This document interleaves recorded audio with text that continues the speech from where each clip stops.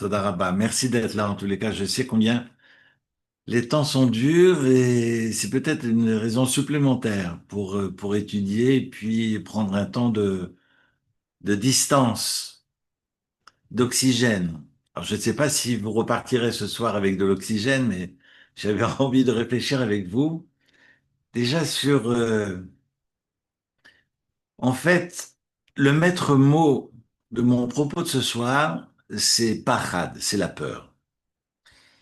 Parce que toute la paracha de Shlach Lecha décrit la frousse, pour des raisons diverses et variées, on verra ça après, mais la frousse des explorateurs et qui vont décourager le peuple tout entier pour la conquête d'Israël.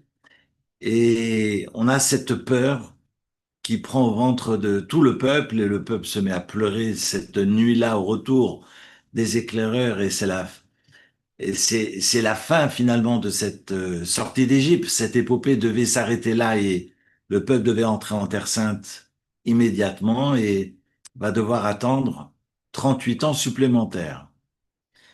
Mais c'est également la peur de ce que nous vivons actuellement. Alors moi, je suis pas tellement dans les chiffres parce que c'est pas, je suis trop cartésien, j'allais dire même trop juif allemand pour tomber dans ces travers.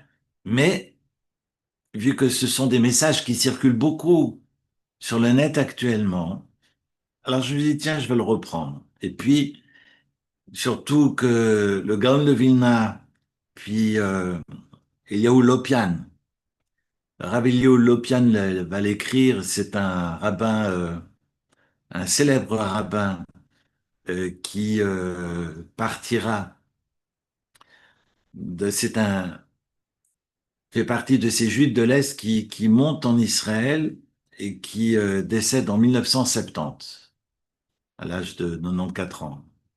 Il écrit, puis Rav Rosenblum l'a repris, et puis ce sont des messages qui circulent actuellement dans les milieux religieux, mais je me suis dit, tiens, je vais le partager avec vous. On sait qu'il y a un temps pour l'existence terrestre qui est de 6000 ans, ou plutôt pas l'existence terrestre, mais plutôt de l'humanité. Parce que le premier homme qui était Adam a vécu il y a 5785 ans. Vous allez me dire, bah, la Terre est beaucoup plus âgée que cela. Évidemment, je vous l'accorde. Mais on va calculer à partir de Adam, Adam Arishon. Après qu'il y ait eu des créatures avant, bien entendu, je suis pas maintenant spécialiste du carbone 14, mais les 5785 ans sont comptés à partir d'Adam Arishon, Adam et Ève, comme disait mon père, célèbre inventeur de la brosse. Alors, vous voyez que depuis Adam Arishon jusqu'à la fin des temps messianiques, on, on avance l'idée de 6000 années. Et ces 6000 ans sont découpés en temps.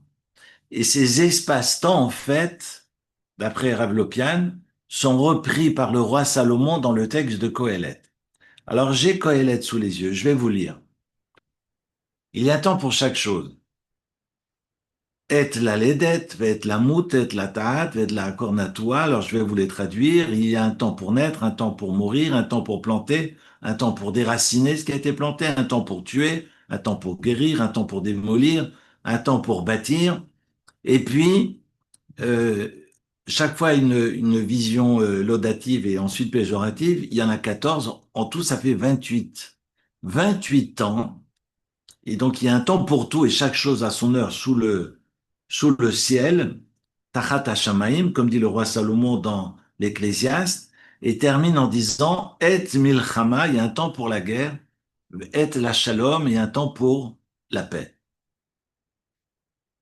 Ces 28 ans, finalement, représentent sur les 6000 années, très exactement 214,285. Mais ce virgule 285 n'est pas anodin. Mais ces 214 années représentent ces espaces-temps que mentionne le roi Salomon. Et c'est une lecture qui m'a fait froid dans le dos vendredi. Alors je lui ai dit, tiens, je vais me l'écrire et partager ça avec vous. Si on prend 6000 ans et on enlève 214 ans, on arrive à 5786, c'est-à-dire septembre prochain. Rosh Hashanah prochain, on entrera dans la 5786e année. Mais c'est 285 qui représente un tiers. En fait, il faut y ajouter, selon mes calculs, 103 jours. Et donc, en fait, il faut anticiper.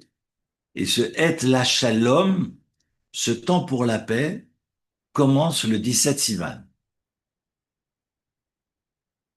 Et le 17 Sivan fut le jour où Israël a attaqué l'Iran.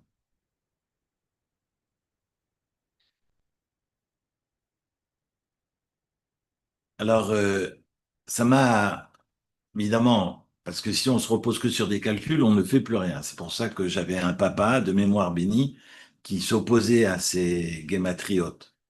Mais il faut l'entendre. Je pense que c'est important de l'entendre.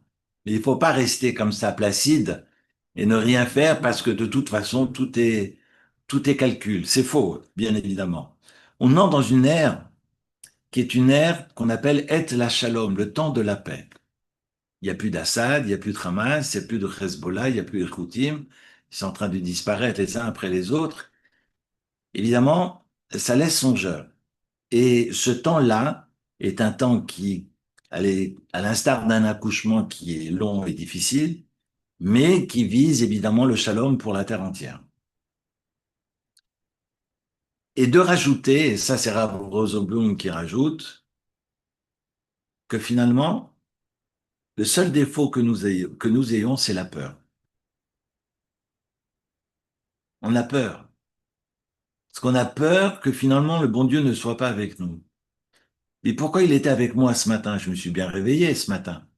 J'allais devant mon miroir, j'ai vu que mes mains bougeaient, que j'ouvrais les yeux, j'arrivais à me voir. Si ça, c'est pas grâce à Dieu, alors c'est grâce à qui? Je suis pas mort dans mon lit cette nuit. Pourquoi ce serait pas le même Dieu? Et ça fait froid dans le dos parce que si vous relisez le psaume 27, le roi David dit, les David Hachem Ori V'yishi. David écrit, le Seigneur, Akadosh Baruch Hu, est ma lumière et mon salut. Mimi Hera, de qui aurais-je peur? Hachem Ma'oz Chayai, Mimi Ephran. Et le bon Dieu est le rempart de ma vie de tous les jours. Alors pourquoi j'aurais peur? Pourquoi ce temps-là serait différent du temps où naturellement je marche, je mange, mais si j'arrive à manger de manière autonome et à piquer mes pâtes comme tout à l'heure et les amener à la bouche, c'est un miracle. Grâce à Dieu, je peux manger seul. Et je peux vous dire, ça fait maintenant 23 ans que je travaille dans une institution où les personnes n'arrivent plus à faire ce mouvement-là. Mais c'est un miracle. Et il faut l'entendre. C'est pas uniquement lorsque les choses vont mal, que qu'on lève les yeux au ciel et on dit, mais tu es là? Mais pourquoi? Et avant, le bon Dieu n'était pas avec nous? Sinon, je ne serais pas devant vous ce soir. C'est, c'est important de comprendre la différence entre la Emouna et le Bitachon. La Emouna, c'est adhérer à l'idée que Dieu existe. Dieu est là, c'est une évidence. Après, j'y adhère pas, c'est mon souci. Mais de toute façon, Dieu est évidence, comme dit Maïmonide. Dieu est évidence. Et ça, c'est la, pardon, ça, c'est la Emouna. Bitachon, c'est autre chose. Bitachon, c'est adhérer à l'idée que l'histoire est en ses mains. Et quand tout va bien, évidemment, ça me fait penser à une histoire de cet homme qui avait la banane en Israël parce que il avait un magasin qui tournait du feu de Dieu. Puis chaque fois qu'il y a quelqu'un qui venait et qui était malheureux, il lui dit, tiens, voilà, une petite amulette, et puis tu me récites 3 fois le psaume 121, 10 fois le psaume 91, tu vas prier au cotel, et puis tu verras, tes affaires vont marcher. Et Hanson, et puis tout le monde venait pleurer parce qu'il avait toujours la banane. Ah, forcément, c'est le patron du magasin. Et puis il avait la banane, et puis c'était le gars qui refilait finalement ses amulettes, et puis ses petites prières, ses livres de psaumes, il les distribuait, il lui dit, voilà, toi tu me récites le 130, toi tu me récites le 27, bref. Jusqu'au jour où le terrain qui était en face de chez lui, il y a un building qui est construit, et puis un Rami Lévy, vous savez, Rami Lévy, c'est comme Auchan en France, hein. Il y a un Rami Lévy qui s'installe devant son magasin. Et là, c'est la panique. Il avait beau avoir ses haravot, ses hadassim, parce qu'il y a des gens qui gardent les haravot et les hadassim dans leur poche toute l'année, ou la ficomane dans le tiroir. Il était complètement paniqué. Alors, ces gens qui le conseillaient sont venus le voir. Ils lui ont dit, bah, t'as qu'à lire le psaume 27 15 fois, le psaume 91 10 fois, et le psaume 130 oui, non, mais là, ça jouait parce que j'avais pas de Rami Lévy devant moi. Mais on est fou. Parce que quand tout va bien, on est toujours très bon conseiller pour les autres. Mais il faut pas oublier que à Kadosh Baruch Hu, que ça aille mal ou que ça aille bien, auto davar, c'est la même chose. Raison pour laquelle le psaume 27, qui est un psaume incroyable, continue et finalement nous tire les oreilles. C'est marqué. Yichov alay merim le'echol besarit tzara ve'oivadi, et machashul ve'nafalu. Regardez le verset 3. Im tachane alay machane lo ira. לא יירא ליבי, ואם תקום עליי מלחמה, בזאת אני בוטח. אם תחנה עליי מחנה לא יירא ליבי. J'aurais pas peur, mon cœur n'éprouvera aucune peur si on prend position contre moi. Mais si, là, maintenant, dans ce machané, je n'ai pas peur, eh bien, im takum alay milchama, et si la guerre, finalement, fait rage contre moi, bezot ani boteach, ben, je suis toujours dans ce bitachon. Et c'est intéressant d'ailleurs, le verset dit Bezot aniboteach, on parle de bitachon. Moi, maintenant, ça me traverse l'esprit, j'ai envie de dire qu'avant, je suis dans une émouna, ben, évidemment, Dieu est avec moi. Mais le bon Dieu me dit attends, je vais vérifier. Si tu es toujours dans cette confiance, im takum alay milchama, et si c'est la guerre, bezot aniboteach. Mais oui, bien sûr, mon bitachon est le même. J'ai pas changé d'un iota. Et nous ne devons pas changer d'un iota. En fait, notre problème, c'est la peur. Évidemment que de toute façon, tout est dans les mains du ciel et qu'on n'est rien du tout, plutôt, on est les rien du tout. On fait, je suis en train de lire un magnifique livre, mais je vous en reparlerai lundi prochain parce que c'est un peu tôt, sur, je crois que c'est Jakob Staats, je l'ai pas à côté de moi, mais je le partagerai la semaine prochaine. Sur les marlocotes, les discussions qu'il y a entre les Rishonim depuis Maïmonide jusqu'à nos jours, sur la question du libre arbitre. Parce que ce qui est très difficile à assimiler, à intégrer, c'est l'idée de cette préscience de Dieu et qui finalement n'est pas causale. C'est-à-dire qu'il y a cette préscience de Dieu parce que, évidemment, Dieu a la connaissance de ce que nous faisons et on avance l'idée d'un libre arbitre. Alors, si j'ai le choix de faire ce que je veux, comment se fait-il que Dieu sache? Parce que si Dieu a cette connaissance, alors ce que je fais, ben, répond à sa connaissance. Vous voyez ce que je veux dire? Et là, évidemment, ce texte, un texte, je suis dessus depuis ce matin, ce texte fait vraiment le distinguo des deux. Et c'est pour ça que nous ne sommes que des créatures et nous ne pouvons pas finalement intégrer l'idée que ce libre arbitre est vraiment libre arbitre. J'ai un choix total dans mon action. Et Dieu sait. Alors c'est difficile à intégrer. Et c'est vrai que face à l'adversité que nous traversons, eh bien, on est ébranlé. De surcroît, alors ma femme est en Israël avec les enfants dans les abris. Alors c'est encore beaucoup plus dur pour moi. C'est dur pour eux, mais c'est dur pour moi de ne pas être avec eux. Mais c'est de comprendre finalement, en tous les cas, d'imaginer où l'on va. Et ce bitachon, c'est ça le bitachon. Mais pourquoi aurais-je peur? Pourquoi je fais le malin le matin avec mes tfilines, avec ma prière, et que maintenant il y a des missiles qui tombent, j'aurais peur. Ben, j'avais pas peur ce matin quand je me suis réveillé. Pourquoi j'aurais peur maintenant? Et les traumas, et Rav Rosenblum disait vendredi, les traumas, c'est pas les traumas des booms que l'on entend. C'est les traumas des parents qui sont complètement paniqués, qui réveillent à 3 heures du matin leur enfant avec la peur au visage pour foncer dans les abris. Et ça, c'est traumatisant. Alors évidemment, c'est facile de parler quand on est assis dans son canapé à Genève, mais moi, ça m'a laissé songeur quand j'ai entendu Rav Rosenblum vendredi. Et il rappelait aussi un verset, et ça, je voulais le partager aussi avec vous, un verset dans l'Exode, chapitre 9, lorsque à la fin de Vaera, Dieu sévit de cette septième plaie de la grêle.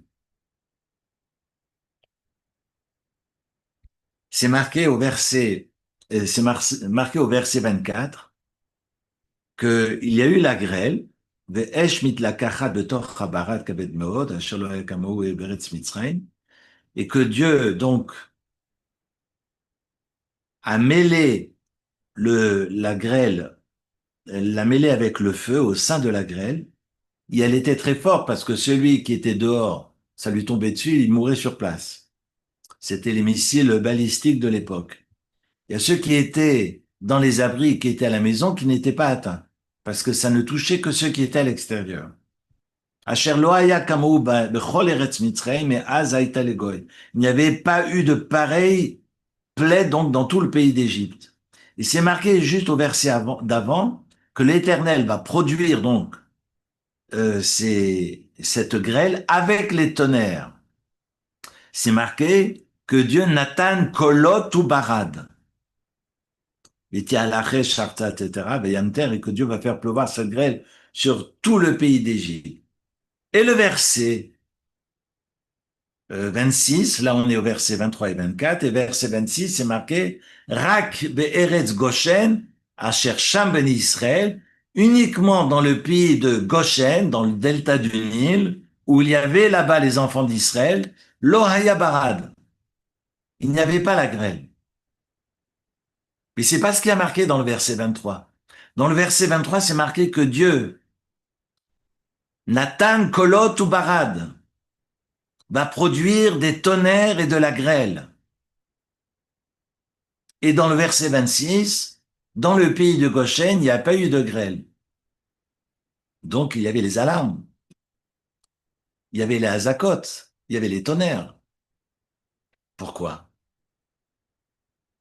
Parce que c'est sûr que si on nous annonce dans le verset qu'il n'y a pas de grêle dans le pays des Hébreux, dans le pays de Goshen, oui, mais on nous annonçait aussi des colottes, c'est-à-dire des tonnerres et du bruit, du vacarme.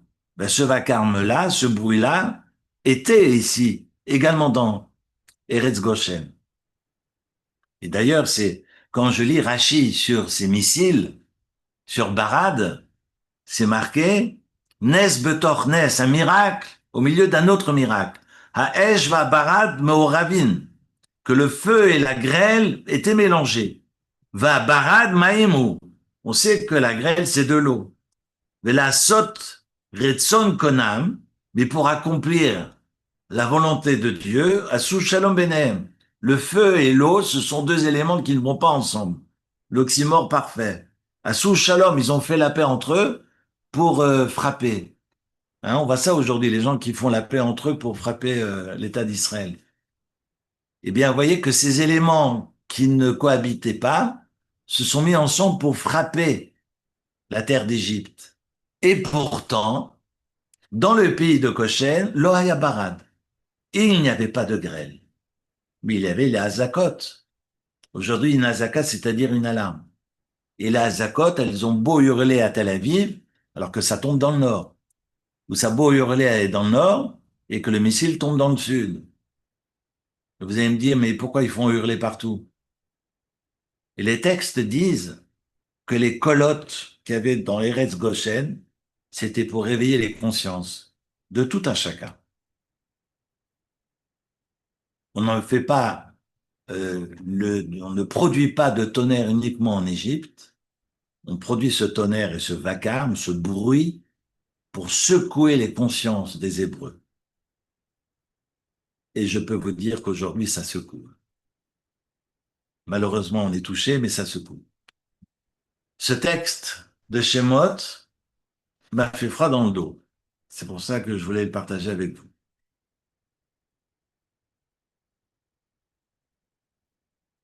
On n'a pas le droit d'avoir peur.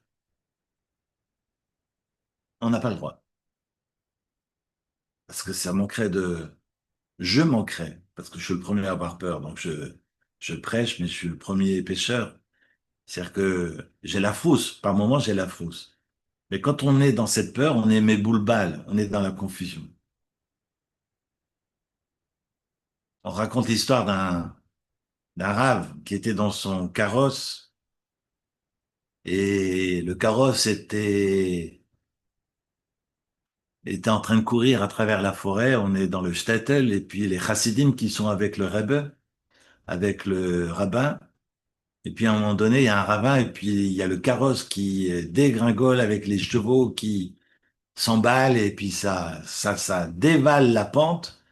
Et puis évidemment, les chassidim, les élèves du rabbin commencent à faire la prière Shema Israël. Ils sont complètement, ils hurlent dans le carrosse et le rabbin qui est là comme ça et qui ne bouge pas. Et puis à un moment donné, le carrosse reprend le cours, voilà, reprend son chemin et comme par hasard, tout redevient normal. Les chevaux se reprennent et puis poursuivent leur chemin. Et les chassidim qui disent, mais Rebbe, Rebbe, vous n'avez... Je dis, mais pourquoi? Est-ce que ça change maintenant ou avant? Elle est où la différence? Moi, je veux faire Shema Israël, mais je fais Shema Israël tous les jours, matin et soir. C'est parce que ça dévalait que je dois prier. Si c'est mon heure, c'est mon heure. C'est le bon Dieu qui décide. Mais une chose est sûre, l'homme est klal. Vaïkar, l'homme est klal. Et finalement, l'essentiel, c'est de ne pas avoir peur. Eh bien, c'est la peur des Méraglim. Et là, j'en viens au texte de ce Shabbat. La peur des Méraglim. La peur des Méraglim, ils ont été choisis par le peuple, parce que le bon Dieu se fâche contre Moshe. Et il lui dit, Shelach lecha, pour toi. Vous savez, on est le 29 Sivan, deuxième année de la sortie d'Égypte. Et le bon Dieu va leur dire, Shelach lecha, tu vas le faire pour toi. Ça vaut la peine, d'ailleurs, de reprendre le Midrash Tanchuma pour comprendre les noms, les prénoms de ces ministres, de ces princes de tribus, qui ont vraiment des noms, pardonnez-moi, très limites. Ben Gemali, Ben Soussi, Setour, Ben Narbi, ben, euh, c'est, c'est, c'est des noms vraiment tirés par les cheveux à se demander si il y a anguille sous roche. Bon, bref, vous voyez que ce sont des princes, ce sont des maîtres. Et puis, c'est marqué Kulam Anashim. Regardez le texte. Ce sont, Shelach Lecha Anashim, ce sont des hommes, quand c'est marqué Anashim, ce sont des hommes importants. On est au verset 2 du chapitre 13 des Nombres. Shelach Lecha nous dit Rashi, je ne suis évidemment pas d'accord, mais les Da'atecha, nous dit le bon Dieu, tu les envoies, toi Moïse, d'après ton opinion, parce que Eni Metzavelecha, nous dit Rashi, parce que moi je ne t'ai absolument rien ordonné. Im tirtse shelach. Si tu veux les envoyer, envoie-les. It's your business. Soit tu me fais confiance, soit tu me fais pas confiance. Et on le voit, que chaque fois que le bon Dieu se fâche, c'est qu'on lui fait pas confiance. Ils sont devant la mer Rouge, et puis ils sont frileux. Vous allez me dire, ils viennent sortir d'Égypte. D'accord, mais on est au septième jour, vous savez, il y a du temps qui a passé. Et puis ils voient la poussière derrière, les Égyptiens qui arrivent. Et Rabbeinu Bachri nous dit, ils se divisent en quatre clans. Il y a ceux qui prient, il y a ceux qui veulent livrer bataille, il y a ceux qui veulent fuir vers le désert, il y a ceux qui sont prêts à aller nager. Enfin bref, comme aujourd'hui, tout le monde panique et chacun court dans ce qui le touche le plus. Et le bon Dieu dit à Moshe Rabbeinu, Daber el Bene Israël veïsaou, dit aux enfants d'Israël d'avancer. Oui, mais Atem tacharishun, je vous demande de vous taire. La seule chose que je vous demande de faire, c'est d'avancer. C'est pas le moment de tergiverser, c'est pas le moment de prier, c'est pas le moment de réfléchir. Vous avancez. Et par moment, on a cette frousse de l'inconnu. Comme disait un jour un thérapeute, sortir de sa zone de confort, c'est agrandir sa zone de confort. C'est très juste. Parce que c'est aujourd'hui un leitmotiv qui me donne de l'urticaire parce que j'entends ça à toutes les sauces, dans toutes les conférences, sortir de sa zone de confort. Des fois, j'ai envie de prendre des tomates, mais malheureusement, j'ai pas de tomates avec moi. Mais sortir sa zone de confort, en fait, c'est agrandir sa zone de confort. Et quand on a la peur de l'inconnu, parce qu'on préfère se complaire, excusez-moi d'être grossier, on préfère se complaire dans la merde dans laquelle on patauge, plutôt que d'aller vers quelque chose qu'on ne connaît pas. Parce qu'on est convaincu que ce qu'on ne connaît pas est pire que ce que l'on connaît aujourd'hui. Eh bien, c'est faux. D'Albert et Béné Israël Veïsaou, avancez. Et là, selon le principe qu'on ne peut pas être sommaire à la naise, qu'on ne peut pas se reposer sur le miracle, ces hommes, qui sont anachim, qui sont des hommes bons, vont vers Moïse en disant, on ne peut pas compter sur les miracles du ciel. Aide-toi, le ciel t'aidera. Et donc, il faut absolument que nous envoyions des éclairants en Israël pour voir de quel bois se chauffent les autochtones et que nous nous préparions finalement à entrer en Terre Sainte. Soit. Et Rachid nous dit, Beotacha, à ce moment-là, ce sont des Anachim. Parce qu'après, c'est marqué qu'ils sont allés, ils sont venus. Ils sont allés, ils sont venus. Si vous regardez le texte, c'est marqué juste après quand ils vont vers Moïse. Je vous donne juste le verset parce que comme ça, vous l'avez sous les yeux. Au verset 26, ils allèrent et ils vinrent. Vayelechu vayavou el Moshe ve'el Aaron. C'est le verset 26. Et Rachid nous dira, eh ben, ils sont arrivés comme ils sont partis. Ils sont arrivés, c'était des malotrus, mais c'était aussi des goujats et des malotrus quand ils sont partis. Ben non, on a dit que c'était des hommes bons, c'était des anachim, des princes. Raison pour laquelle Rachid dira, Beotacha. Il y a eu un moment d'étincelle, et ce moment-là a permis que Dieu acquiesce et laisse finalement Moïse prendre, non pas le droit, mais le gauche de les laisser partir. Mais évidemment, ils se fourvoient totalement et vont revenir. auprès du peuple en disant, évidemment, un pays extraordinaire, c'est un pays où coule le lait et le miel, et si vous regardez le texte, c'est le verset 27, nous sommes allés dans le pays vers lequel tu nous as envoyés, les Vegam Zavatrala Voudvash, Hi Zeperia, et là-bas ruisselle effectivement le lait et le miel, et voici son fruit, vous voyez, vous connaissez cette image de cette grappe géantissime, d'ailleurs qu'on retrouve sur les pièces de monnaie aujourd'hui. Et voilà le fruit. Si tout est géant, alors imaginez, si le fruit est géant, imaginez les personnes qui y vivent. Et poursuivre le verset 28, Éphèse qui a Azaham, et vous voyez, c'est un peuple qui est puissant, c'est ce peuple qui vit dans cette terre, les villes sont fortifiées, sont grands, les enfants du géant que nous avons vu là-bas, ils vivent aussi, il y a Amalek qui réside dans le sud, bref, il faut un tableau, et on dit, mais c'est dramatique ce qu'ils viennent de faire. Et ils ont dit la vérité. Ils ont dit la vérité. Il est où le mal? Vous savez la différence entre la maldisance et la médisance. La médisance, c'est ce qu'on appelle motzi shemra. C'est la diffamation. C'est dire quelque chose de faux.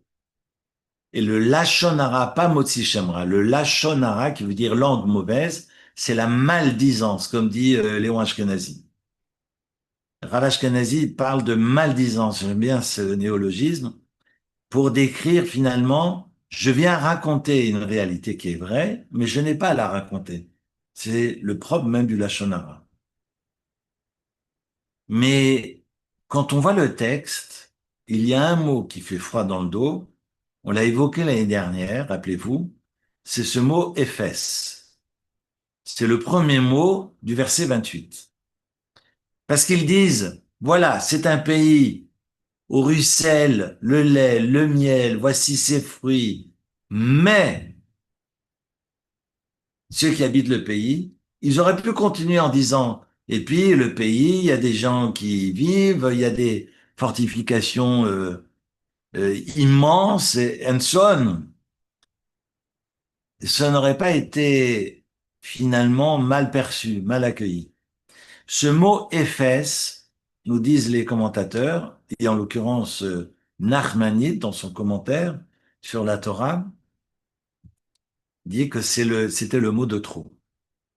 Vous savez, c'est quand vous parlez de quelqu'un, puis vous dites, c'est quelqu'un de très, très, très gentil, très généreux, il est formidable, mais voilà. Quand vous avez dit mais, c'est tout ce que vous avez dit avant tombe comme un château de cartes. Il est très, très gentil. Cependant, vous voyez, cependant, ce néanmoins, toutefois, c'est évidemment à bannir. Et raison pour laquelle Nachmani nous dit, alors j'ai pas le texte sous les yeux, mais j'aime beaucoup, j'ai beaucoup aimé son texte, ce Shabbat, pour dire que là, attention, ils ont franchi la ligne qu'il fallait pas. Et nous dit, nous souligne le texte talmudique dans Arachin, c'est un traité talmudique qui parle des valeurs des choses. Et à la page 16 et 17, va reprendre finalement les condamnations. Il y a pas de punition d'ailleurs. Je fais juste une parenthèse. Dans le texte de la Torah, on parle jamais de punition. On parle tout le temps de correction ou de réparation. Et quand la personne qui diffame va payer 100 pièces pour sa maldisances, ne payera que 50 pièces. Alors évidemment, on n'est pas dans un texte de loi, c'est le Talmud. Le Talmud réfléchit, on est dans une réflexion, on est dans un débat d'idées. Et la Mishnah et la Gemara avancent l'idée que lorsqu'on fait un acte de violence, on ne devrait payer que 50 pièces, alors que quand on profère des horreurs. Enfin, quand on dit femme, on devra payer 100 pièces, le double. Évidemment, ça nous fait sauter en l'air, mais comment ça, un acte de violence? Si c'est un acte de violence physique, comment je peux être réduit à 50 pièces alors que celui qui dit femme payera 100 pièces? Alors, les commentateurs sur ce texte de la Gemara, on n'est pas sur la loi, hein, loin de là, hein. Je suis pas en train de vous dire c'est comme ça qu'on applique la loi aujourd'hui, en tous les cas religieusement. Je mets juste quelques bémols, mais la réflexion autour de ces 50 et 100 pièces de ce texte de Arachin talmudique, ils diront que dans un acte de violence, ce sont les instincts qui parlent. C'est cette pulsion que je n'arrive pas à canaliser. Évidemment, la personne qui fait un acte de violence, pour moi, il finira en prison et il n'a pas intérêt à croiser mon chemin. Mais la question n'est pas là. Mais un acte de violence est le résultat des instincts. Et les commentaires diront, en revanche, dans la diffamation, c'est toute la personne, c'est toute la conscience qui s'exprime. Et là, ça ne joue plus. C'est pour ça que le Kuzari parlera de la différence entre la créature, l'animal et l'être humain. L'être humain est celui qui est Médaber, celui qui parle. Et que cette parole est une force qui peut être créatrice ou destructrice. Et on n'en est pas conscient, raison pour laquelle le Talmud dira qu'on n'en a qu'une seule, parce que tout est doublé dans le corps sauf la bouche. Ce qui en sort est limite. Mais dans euh, le Kuzari, on reprend évidemment cette idée, mais vous voyez que même dans la création de l'être humain, c'est marqué Nefesh Chaya dans le début de la Genèse, à la création du monde. Et Nefesh Chaya, c'est traduit l'âme qui est vivante est traduit par le Targum Onkelos, par le traducteur en araméen, qui est une nefesh, qui est une créature, Memalela, qui est une créature parlante. On n'est pas seulement le roseau pensant, mais on est aussi le parlant.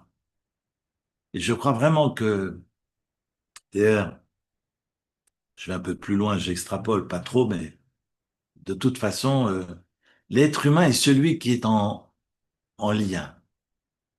Si je ne suis pas en lien, je ne suis plus dans la vie. Quand Descartes, qui avait bâti sa doctrine sur son fameux cogito ergo sum, moi, évidemment, je m'inscris en faux totalement parce que je pense donc je suis, pour moi, ne tient pas debout dans une vision juive de l'existence. Parce que, parce que si je suis uniquement parce que je pense, alors c'est un jeu qui n'est pas tributaire de l'autre pour se constituer. Et pour moi, c'est faux. Comme si l'autre était finalement au-dedans de moi. Ça ne joue pas. C'est parce que je parle.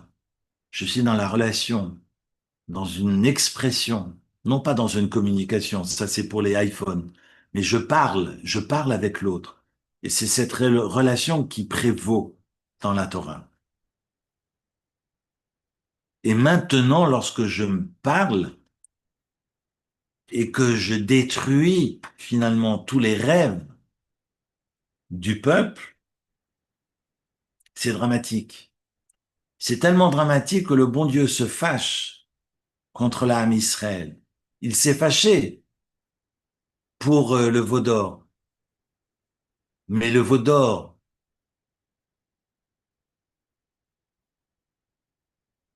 n'était pas dans une méconnaissance de Dieu. C'est-à-dire que c'est vrai que quand ils vont créer le veau d'or, vu qu'il n'y a plus de messager concret, dans la concrétude, palpable, ils vont créer ce veau. Et ensuite, ça va partir évidemment en sucette, comme on dirait aujourd'hui. Mais au départ, Dieu est là, mais on a besoin d'un médiateur. Alors on est dans l'idolâtrie. Et cette idolâtrie va causer 3000 morts. Mais après que Dieu ait pardonné, le peuple devait entrer en Terre Sainte. Mais pour le lashon hara, pour la diffamation ou la maldiçance, là, ça ne va plus. Parce que quand je maudis de quelqu'un, c'est comme si je refusais l'idée du divin qui, lui, en lui. C'est comme si je refusais l'idée du divin qui, lui, du verbe luire, qui, lui, en lui. Et c'est pareil pour Israël. Je refuse d'aller en Israël parce que je refuse l'idée que Dieu est avec moi en Israël. Alors évidemment, je pense à un texte de Rabbi Moshe Chaim Luzzatto, du Ramchal, Mesilat Yesharim, et qui reprend un texte du Zohar et qui écrit que dans le désert, ces hommes, ces responsables de tribus, ces explorateurs étaient des princes, étaient les number one. Mais en terre d'Israël, ils allaient devenir comme tout un chacun. Ils allaient devenir monsieur et madame tout le monde. Et c'est ça le problème. Parce que moi, je peux faire le malin à Genève, parce que j'ai mis un peu de poil et puis je sais deux, trois choses.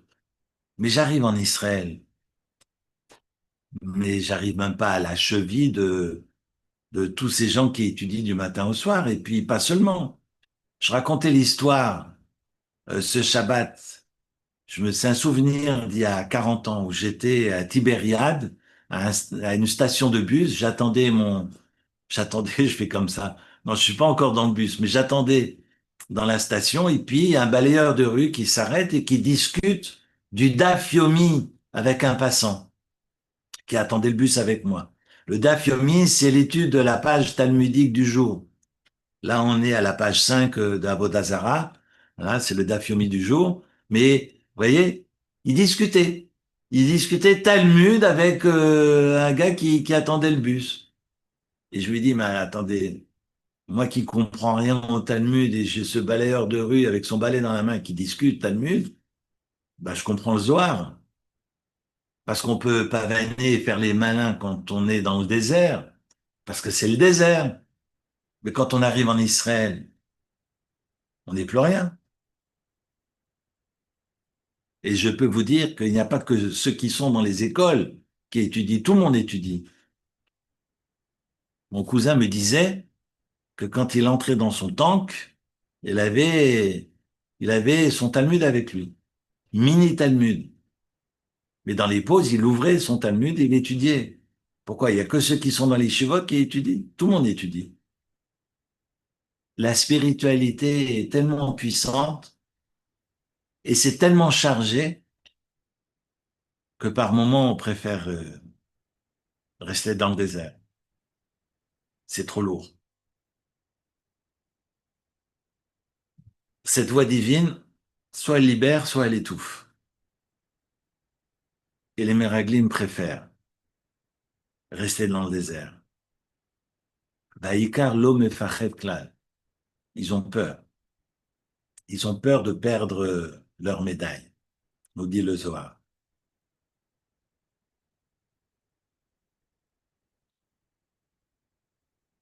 C'est intéressant que le Rav Sachs, parce que j'aime beaucoup Sachs en ce moment, et il reprend un texte de David Landes. Alors, je vous donne la traduction en français. Richesse et pauvreté des nations. On est toujours dans la peur et on est dans la frousse. Et c'est pour ça qu'on n'arrive pas à avancer. Et il écrit, évidemment, Rav Sachs a tout un texte sur la paracha de Shlach Lecha autour de la confiance. La confiance qu'il traduit d'avoir la foi tous ensemble. Confiance. Kon, ça veut dire avec l'autre. Cette fia, cette foi que l'on a tous ensemble en Dieu. Et il reprend David Landes. Alors je lis la traduction. Dans ce monde, les optimistes gagnent. Non pas qu'ils aient toujours raison, mais parce qu'ils sont positifs. Même lorsqu'ils ont tort, ils sont positifs. Et telle est la voie de la réussite, de l'amélioration et du succès. Un optimisme lucide paye et paye toujours. Le pessimisme peut seulement offrir la vaine consolation d'avoir raison. Et j'ai envie de dire d'avoir peut-être raison. J'aime beaucoup parce que finalement, notre souci, c'est là. J'ai échangé avec, parce qu'ils ont été plusieurs fois dans l'abri, mes enfants et ma femme. Et puis à un moment donné, j'ai un de mes fils qui m'envoie une blague. Alors on s'est échangé, alors le temps qu'ils étaient dans les abris, on s'est échangé des blagues pendant une demi-heure. Et je l'entendais rire parce qu'il me répondait oralement dans le vocal, enfin le WhatsApp, et puis je l'entendais rire. Je lui dis, mais finalement, c'est ça notre force. Il faut rire. D'ailleurs, si vous relisez le deuxième psaume du roi David, je reprends le psaume, ben, le bon Dieu rigole. Et c'est le bon Dieu qui nous apprend à rire.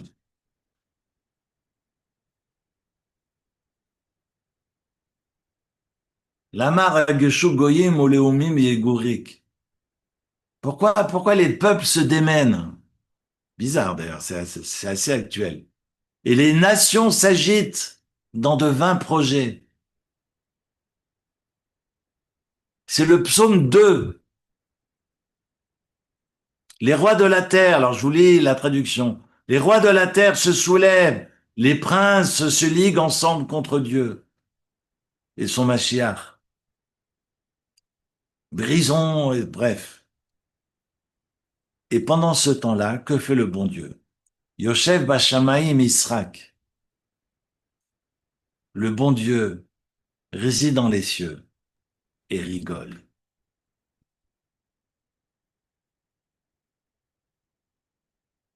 Mais quelle leçon! C'est peut-être ça notre incapacité. Si on était un peu plus dans l'autocritique, c'est ça, le rire. C'est le doute, c'est de lâcher prise.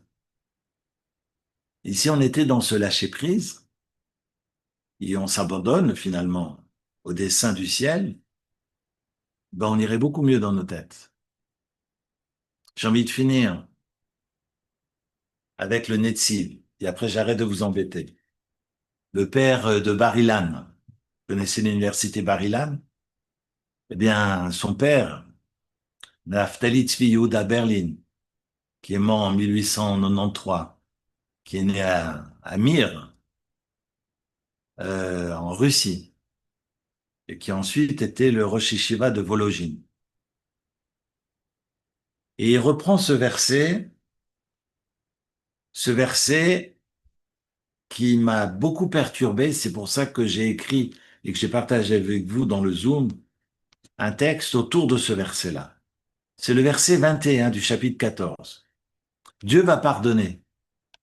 Après que Moshe demande Salachna, pardon, la bonne à Amazé, que tu pardonnes de grâce la faute du peuple et va reprendre d'ailleurs Kel Rachum Vechanun, Poked Avon, Avot Albanim Al Shilishim Al Ribim, Selachna, etc. On est dans les versets 18 et 19 du chapitre 14. On est dans les pardons. Et Dieu termine, là on est au début du chapitre, euh, non pardon, on est toujours au chapitre 14, verset 20. Vayomer Hashem Salarti Kidvarecha. Et Dieu va répondre à Moïse, je pardonne. Et continue. Ve'ulam chai ani ve'imale kevod Hashem et kol haaretz. Cependant, aussi vrai que je suis vivant, chai ani, c'est le bon Dieu qui parle. Ve'imale kevod Hashem et kol haaretz, que la gloire de Dieu remplisse toute la terre. C'est incompréhensible ce verset.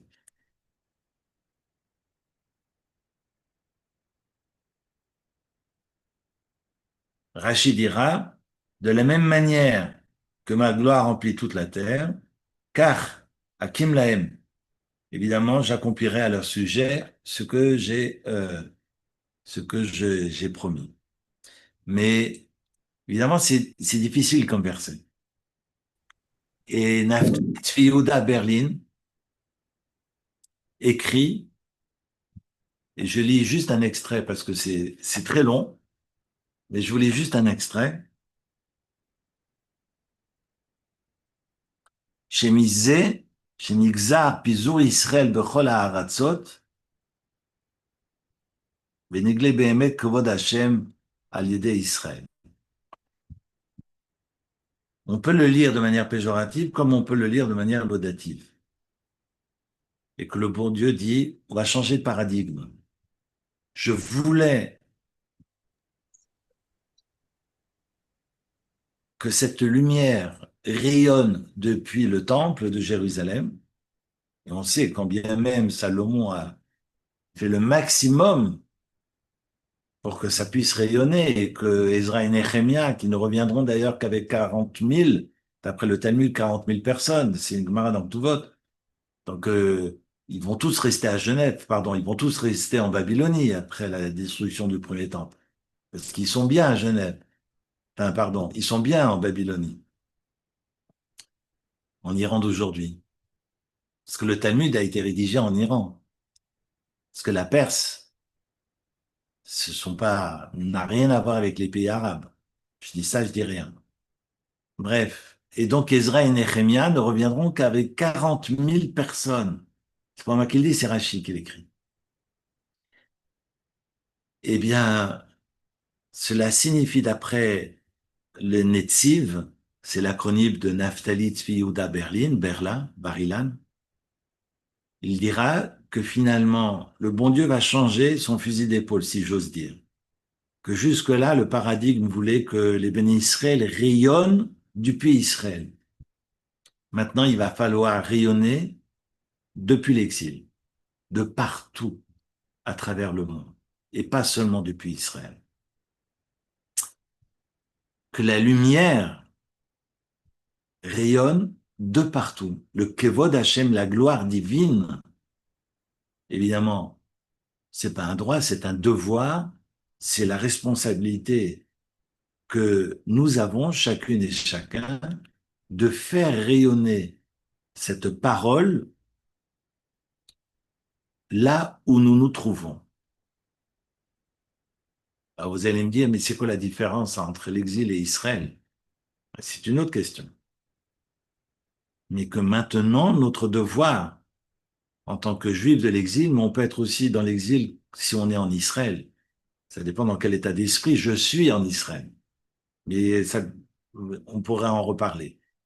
Mais maintenant, je dois faire rayonner le Kevod Hashem, la gloire divine, là où je me trouve. Et quel que soit le lieu où je me trouve. Je trouve cette lecture du Netziv d'abord très positive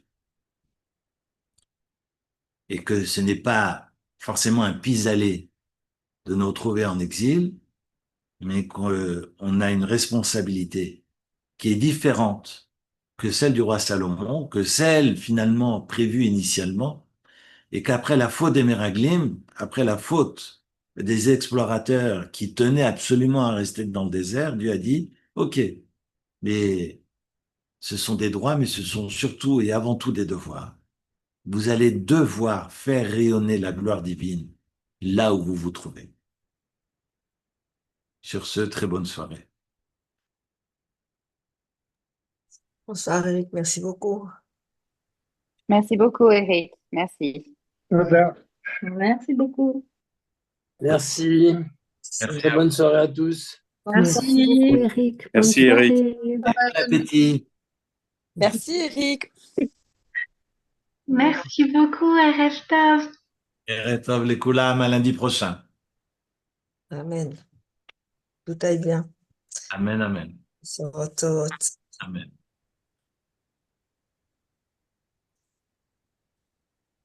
Mhm.